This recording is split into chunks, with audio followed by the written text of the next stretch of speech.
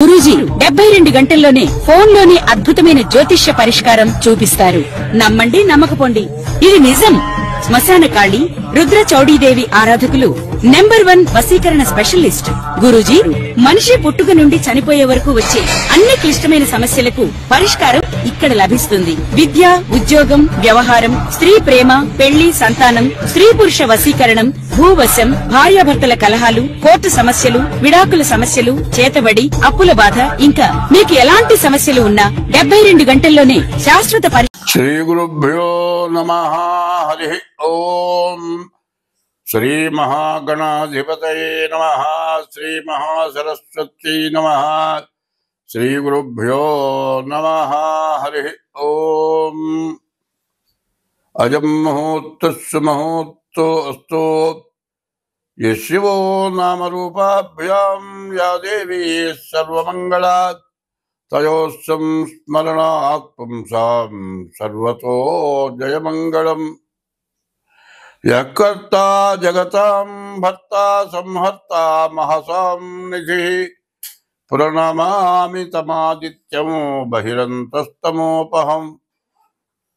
భవత్యస్మిన్ నక్షత్రమస్మి దస్రస్తురంగమః ఆద్యస్తురంగస్తరగాశ్చో వాజవహయో హరిః.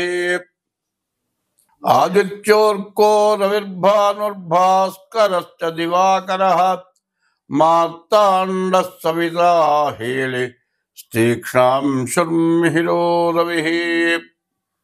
యః కర్తా జగతాం భర్తా సంహర్తా మహసాం నిధిః ప్రణమామి తమాదిత్యం బహిరంతస్తమోపహం.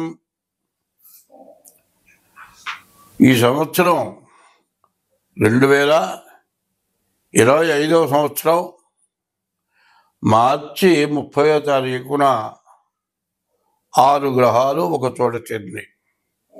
ఈ 6 గ్రహాల్లో కూడా పాపగ్రహాలు ఎక్కువగా ఉన్నాయి.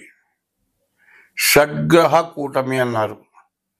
ఈ షడ్గ్రహ కూటమిలో రాహువు, శని, కుజుడు ఈ గ్రహాలు పూర్తిగా ఇబ్బంది పెట్టేటువంటి గ్రహాలు చేరినాయి.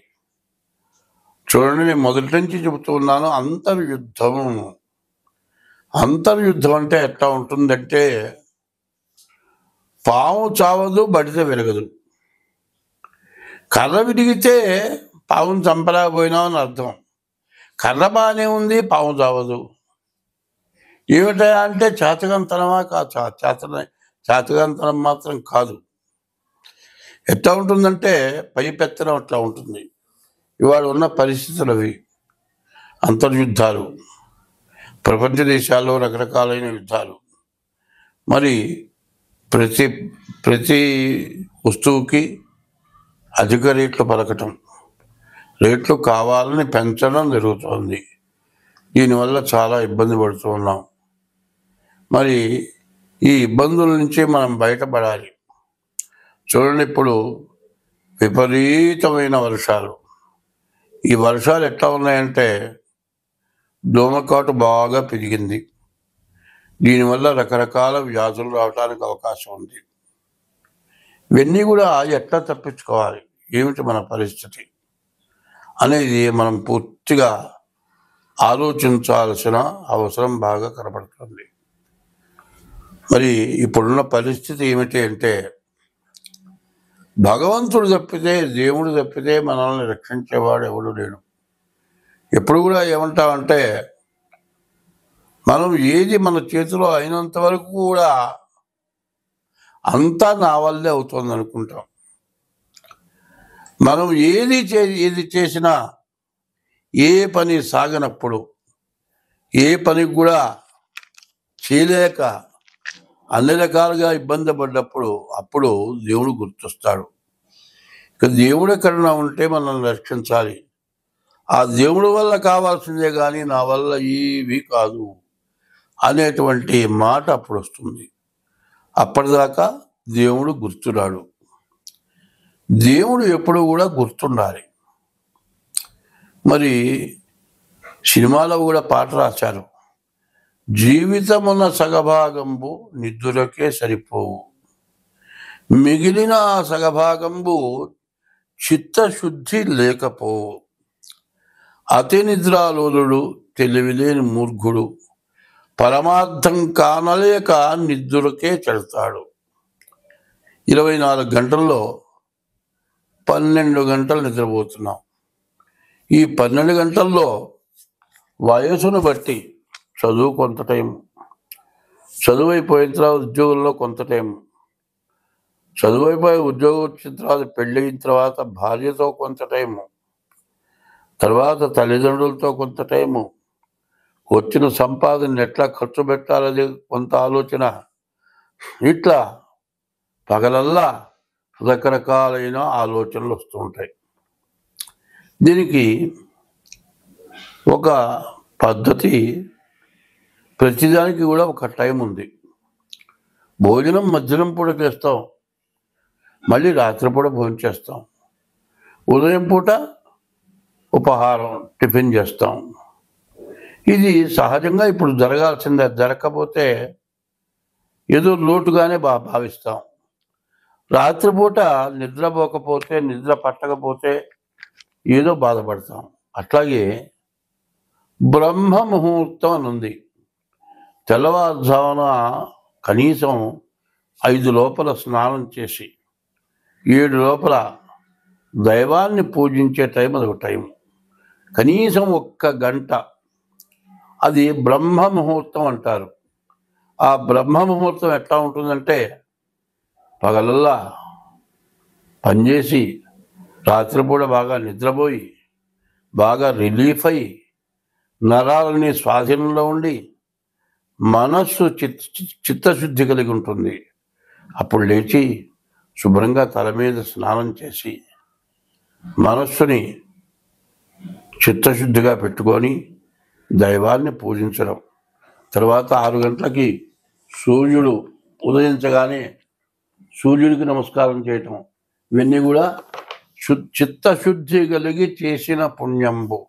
కొంచెమైన అదియు కుదవ కాదు, విత్తనంబు మర్రి వృక్షంబునకునంత విశ్వదాభిరామ వినురవేమ అని వేమన గారు చెప్పాడు.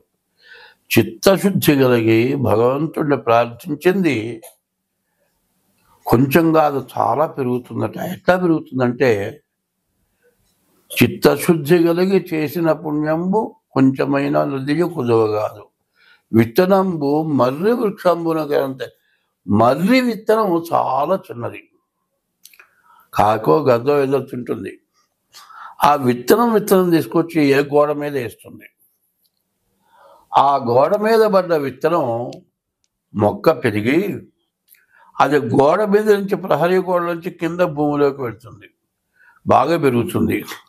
ఆ విత్తనం ఎట్లా పెరుగుతుందో మొక్క, ఆ కాకో గద్దలు ఎట్ట వేసినటువంటి విత్తనం మర్రి చెట్టు ఎంత బాగా పెరుగుతుంది. అట్లా మనం చేసినటువంటి 24 గంటల్లో 1 గంట భగవంతుణ్ణి ప్రార్థించినటువంటి సమయం మనకు మర్రి చెట్టు ఎట్లా పెరుగుతుందో ఆ విధంగా మనకు మంచి వృద్ధినిస్తుంది. అయితే అటువంటి వృద్ధినిచ్చేదాన్ని మనం ఏం చేస్తున్నాం, ఆ టైంలో బాగా శుభ్రంగా నిద్రపోతున్నాం. రాత్రి 10 గంటల దాకానో 11 గంటల దాకానో పనిచేసి రాత్రి నిద్రపోతున్నాం. ఇంత నిద్రపోయి తెల్లవారి సూర్యుడు ఉదయించిన తర్వాత లేస్తావు. ఇక బద్ధంగా లేవగానే కాస్త కాఫీ తాగుతావు. పాచమొహం కడుక్కోకుండా కూడా కాఫీ తాగుతారు. అది కాదు, పొద్దున్నే లేచి దైవాన్ని, ఎవరి మతం ప్రకారం వాళ్ళ దైవాన్ని పూజించడం అది ధర్మం అయి ఉంది. కాబట్టి అది చేయకపోవటం వల్ల జీవితాలు మొత్తం చాలా నష్టం కలుగుతుంది. మనస్సుకు శాంతి ఉండదు. మనశ్శాంతి లేక ఎన్నో రకాలుగా బాధపడుతూ ఉంటారు. ఇది ఇట్లా ఉండటం వల్ల మనకు చాలా బాధలు పెరుగుతాయి. ప్రతి వ్యక్తి కూడా తెల్లవారుజామున లేవంగానే ముందు భూమి మీద కాలు పెట్టకూడదు. చేత్తో నేల తాకి ఆ నేల కళ్ళగద్దుకుంటూ సముద్ర వసనే దేవి పర్వతస్థన మండలే విష్ణుపత్ని నమస్తుభ్యం పాదస్పర్శం క్షమస్వామి. ఓ విష్ణుపత్ని లక్ష్మీదేవి, నిన్ను తాకుతున్నాను కాలుతో, నా తప్పు క్షమించమని దండం పెట్టి అరిచి చూసుకొని కరాగ్రే వసతి లక్ష్మి, కరమధ్యే సరస్వతి, కరమూలేదు గోవింద, ప్రభాతయ కరదర్శనం అని ఈ చేతి మీదుగా లక్ష్మీ సరస్వతి పార్వతులు రుచుకొని కళ్ళకద్దుకొని అప్పుడు ఎవరైనా మొహం చూడాలి. తర్వాత స్నానం చేసి సూర్యుడికి ఉదయం బ్రహ్మస్వరూపము, మధ్యాహ్నంతో మహేశ్వరము, సాయంకాలం స్వయం విష్ణువు, త్రికాలం వహ దివాకరం అని సూర్యుడికి నమస్కారం చేసి నీ ఇష్టదైవాలను పూజిస్తే నీకు ఎటువంటి లోటు భగవంతుడు కలుగ చేయడు. ఇది ముందుగా మీరు తెలుసుకోవాల్సిన విశేషమైన విషయం. స్వస్తి. గ్రహాల్లో అన్ని గ్రహాల్లో శని అనేటువంటి గ్రహం ఒక్క రాశిలో 2 సంవత్సరాల 6 మాసాలు ఉంటాడు. అన్ని గ్రహాల కంటే ఎక్కువ సమయం ఉండేది శని. అయితే శని యొక్క స్వభావం ఎట్లా ఉంటుందంటే మనం చేసిన పాపాన్ని హరింపజేయడమే శని యొక్క స్వభావం. కాబట్టి శని పట్టాడురా, శని నన్ను ఏదో ఇబ్బంది పెడుతున్నాడురా, శని వల్ల నష్టపడుతున్నానురా, శని వల్ల నువ్వు నష్టపడరా, నువ్వు చేసిన పాపం వల్ల నువ్వు నష్టపడతావు. ఆ పాపం పొంగానే నిన్ను ఎప్పుడు కూడా శని రక్షిస్తాడు. అయితే శనికి ఒక స్వభావం ఉంది, వక్ర స్వభావం అంటారు. వక్రించి వెనక్కి వస్తాడు, మళ్ళీ అతిచారం మీద ముందుకు కూడా వెళ్తాడు. ఉన్న రాశి నుంచి వెనక రాశిలో ఉండేటువంటి లక్షణాలు చూపిస్తాడు. అట్లాగే ఒక్కోసారి అతిచారం మీద ముందుకు వెళ్ళి మరి ఇప్పుడు మీనంలో ఉన్న శని వక్రించి మరి కుంభంలో ఉన్న స్థితి చూపిస్తున్నాడు. ఇంకొకసారి ఎలా చేస్తాడు, శని మీనంలో ఉన్న శని మరియు అతిచారం మీద ముందుకు కూడా వెళ్ళటం జరుగుతూ ఉంటుంది. ఇప్పుడు అది జరగలేదు, శని వక్రించి వెనక్కి. అయితే నక్షత్రం మార్ల, రాశి మార్ల లెక్క ప్రకారం, కానీ వక్రం అనగా వెనక ఉన్నటువంటి పద్ధతినే చూపిస్తాడు. ఇప్పుడు అందరికీ కూడా ఏమందంటే మీనానికి శని వెళితే మకరం వాళ్ళకి ఏలినాటి శని అయిపోయింది అనుకుంటున్నారు. కానీ 2025వ సంవత్సరం జూలై నెల 13వ తారీఖు నుండి నవంబర్ నెల 27 వరకు 128 రోజులు శని వక్రించున్నాడు. ఈ వృశ్చిక రాశికి మొన్న మార్చి 30 వరకు అర్ధాష్టమ శని. ఈ అర్ధాష్టమ శని వల్ల చాలా కష్ట నష్టాలు పడున్నారు. కానీ మళ్ళీ వక్రించాడు అంటే మరి అర్ధాష్టమ శని లక్షణాలే ఉంటాయి. కాబట్టి ఈ వృశ్చిక రాశి వాళ్ళకి చెప్పాలంటే ఏమాత్రం సరిగా లేదు. ఈ వృశ్చిక రాశి వాళ్ళు ఎంత జాగ్రత్తగా ఉంటే అంత మంచిది. ఎప్పుడు కూడా ఒకటే చెబుతున్నాను, శనిని ఎవడైతే పూజిస్తాడో వాడికి ఎటువంటి నష్టం కష్టం రాదు, ఎప్పుడు కూడా సంతోషంగా ఉంటాడు, ఏ బాధలు రావు. చాలామందికి ఏలినాడు శని అంటారు. ఏలినాడు శనిలో కానీ, అష్టమ శనిలో కానీ, అర్ధాష్టమ శనిలో కానీ ప్రతిరోజు నవగ్రహాల గుళ్ళోకి వెళ్ళి శనికి ప్రదక్షిణం చేసి శని దగ్గర దీపారాధన చేసినట్లయితే ఎటువంటి బాధలు కూడా పోతాయి. శని వల్ల ఎటువంటి నష్టాలు కూడా ఉండవు. అయితే అంత మాత్రం చేత ఇట్లా చెప్పా కదా అని నీవు చేసే పాపం చేయకూడదు. పాపం చేయకుండా ఉండి శనిని పూజిస్తే నీకు ఎప్పుడు నష్టం అంటూ రాదు. శని చేసిన పాపాని వల్ల మన్ని ఇబ్బంది పెడతాడు. కాబట్టి ఈ వృశ్చిక రాశి వాళ్ళు కూడా అర్ధాష్టమ శని లక్షణాలు ఉన్నాయి అని చెప్పుకోవాల్సిందే. కాబట్టి ప్రతిరోజు ఈశ్వరుడికి ప్రదక్షిణం చేయాలి, 11 ప్రదక్షిణాలు. ఈశ్వరుడు ఐశ్వర్య కారకుడు. శనికి మరి 9 ప్రదక్షిణాలు చేయాలి. శనివారం శనికి అభిషేకం చేయించుకోండి. మీకు అన్ని విధాలా ఈ వృశ్చిక రాశి వాళ్ళకి బాగుంటుంది. స్వస్తి. శని జూలై 13 నుంచి నవంబర్ 27 వరకు అంటే 138 రోజులు శని వక్రించాడు. శని వక్రించిన లక్షణం ఎట్లా ఉంటుంది, కుంభంలో ఉన్న లక్షణమే చూపిస్తాడు. ఈ కుంభంలో ఉన్న శని మరి కుంభరాశి వాళ్ళకి సమస్యే, మకర రాశి వాళ్ళకు కూడా సమస్యే. అట్లాగే ఈ మకర రాశే కాకుండా ఈ కుంభరాశికి మకర రాశికి బాగా ఇబ్బందికరంగా ఉంటుంది. అనవసరమైన ఖర్చులు, నష్టాలు, కష్ట నష్టాలు, అనేక రకాల సమస్యలు అన్నీ కూడా ఇబ్బందిగా ఉంటాయి. అదే కాదు, దేశం మొత్తం మీద విపరీతమైన వర్షాలు, భూకంపాలు, రకరకాలైన ఉపద్రవాలు, నదులు పొంగటం, మరి సముద్రాలు పొంగటం, ఇవన్నీ కూడా రకరకాలైన సమస్యలు వస్తూ ఉంటాయి. కానీ ఈ సమస్యలన్నిటికీ కూడా అందులో కారణం ఏమిటంటే మన పాపమే కారణం. పూర్వం పాపం అనే దాన్ని పరిహారం చేయడానికి ఇక్కడే చెప్పాడు, అన్నదానము కన్నా అధిక దానము లేదన్నారు. ప్రతివాడు కూడా ఎంత కష్టపడ్డా, ఎంత సంపాదించినా, ఎన్ని లక్షలు సంపాదించినా, ఎన్ని కోట్లు సంపాదించినా తినటానికి తిండి కోసమే సంపాదించేది. కోట్లు సంపాదించినా కోట్లు తిండు, లక్షలు సంపాదించినా లక్షలు తినడు. రాజాధిరాజే కొంత రాజ్యం పరిపాలించిన అందరూ తినేది అన్నమే. అన్నం కాబట్టి ఇంకో రకమైన రొట్టె ఏదోటి కడుపు నిండా ఆహారం తింటాము. ఈ ఆహారం తిని మనం ఏం చేసుకుంటున్నాం? ఈ ఆహారం తినటమే కాకుండా సంపాదించు బాగానే ఉంది. నీవు ఎవరికైనా సరే అంత అన్నదానం చేయాలి. అన్నం లేని వాడికి అన్నం పెట్టాలి. ప్రతి వాడికి పెడితే, ఎవరికి పెడితే వాడికి అన్నం పెట్టడం కాదు పద్ధతి. ఇప్పుడు ఎవరింటో శుభకార్యం అయిందనుకోండి, తనతో సమానమైన ఐశ్వర్యవంతుడిని పిలిచి భోజనం పెట్టాలని చూస్తాడు. కానీ వాడేం చేస్తాడు? నలుగురిలో కూర్చొని కడుపు నిండా అన్నం తినడు. అది కాస్త అట్ట నాలికి రాచుకొని తిన్నాను అనిపించి పెట్టిన దాంట్లో 3 వంతులు పారేసి వెళ్ళిపోతాడు. అదే ఆకలైన వాడు, అన్నం లేనివాడు, అన్నమో రామచంద్ర అని బాధపడేవాడు ఆకలైనప్పుడు అంత అన్నం పెడితే కడుపు నిండా తృప్తిగా తింటాడు. తిన్న తర్వాత ఆయన వల్ల కడుపు నిండా తిన్నాను, అన్నదాత సుఖీభవ అంటాడు. అన్నదాత సుఖీభవ. మరి తర్వాత తిన్నదాత స్థిరోభవ అని కూడా ఉంది. అట్లా ఉంటుంది. కాబట్టి పాపాలు అనేవి చేయటం అనేది, కొన్ని పాపాలు అనుకోకుండా జరుగుతాయి, మనం చేయాలని చెయ్యం.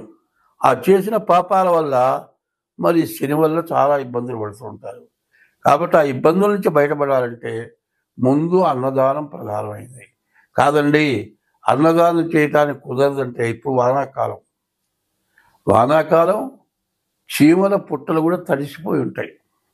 అవి కొత్త పుట్టలు తయారు చేసుకుంటాయి, ఆహారం కూడా వెతుక్కుంటాయి. ఇప్పుడు వర్షం పడుతుంది, ఈ వర్షం దెబ్బకి పుట్టలు మొత్తం కుంగిపోతాయి.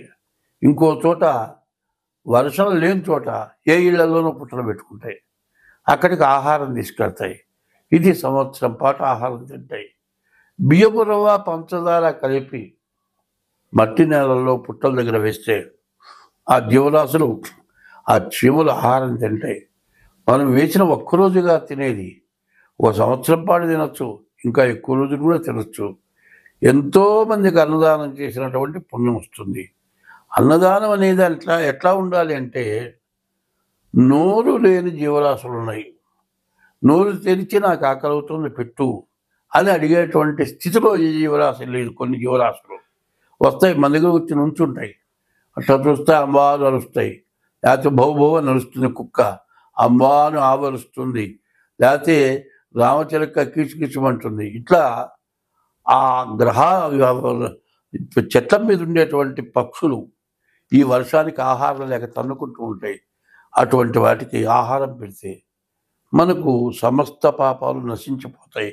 అయితే పెట్టమన్నా కదా అని పెట్టడం కాదు, పెట్టిన తర్వాత మనం ఎటువంటి పాపం చేయకూడదు. తెలిసి తెలియక చేసిన పాపం వీటి వల్ల నశించిపోతుంది, కానీ మళ్ళీ పాపం చేయకుండా ఉండాలి. శని ఎటువంటి వాడు అంటే, తండ్రి కొడుకుని ఎట్లా శిక్షిస్తాడో తప్పు చేస్తే అట్లా శిక్షించేవాడే శని. అందువల్ల ఈ శని యొక్క ప్రభావం ఎట్లా ఉంటుంది అంటే, నీవు చేసిన తప్పుకి నీకు శిక్ష పడుతుంది. కాబట్టి ఈ మకర కుంభరాశులకి, మరి మీనరాశికి, ఈ 3 రాశులకు కూడా చెప్పాలి అంటే పూర్తిగా శని వల్ల చాలా నష్ట కష్టాలు రాబోతున్నాయి.